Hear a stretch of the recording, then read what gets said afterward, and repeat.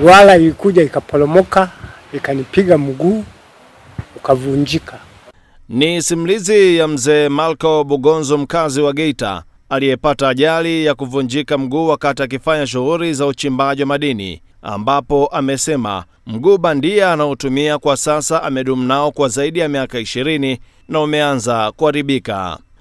Mguu huu katika miaka ile ilikuwa inauzwa shilingi 195,000.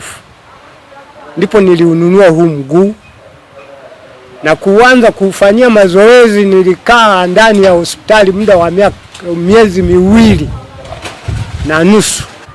Baadaye uliponizoea wakaniruhusu Mwanza kurudi nyumbani. Hadi leo ninautumia huu mguu, lakini umeishaisha.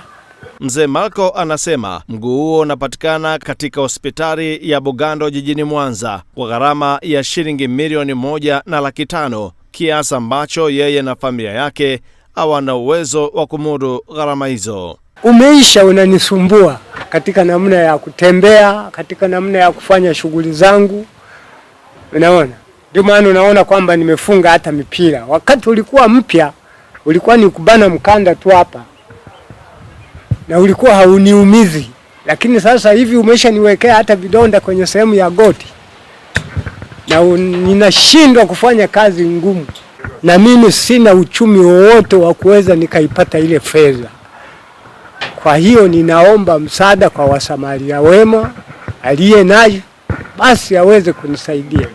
Malko alipata ajali akiwa na umri wa miaka 25. Maisha yake yaliendelea kwa magumu baada ya mke wake kufariki dunia, huku wazazi wake wote pia wakitangulia mbele ya haki.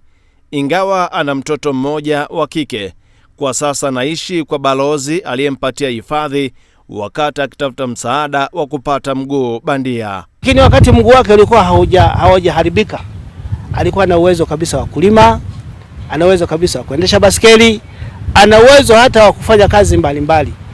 Sasa niombe serikali yetu imsaidie. Naomba Watanzania sasa tujali matatizo ya binadamu.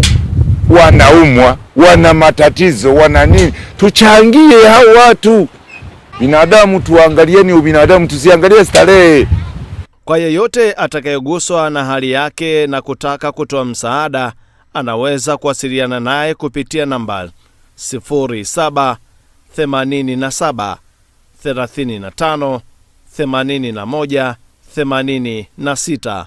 Mchango wowote unaweza kumsaidia mzee Malko kupata mguu bandia na kurejesha matumaini katika maisha yake.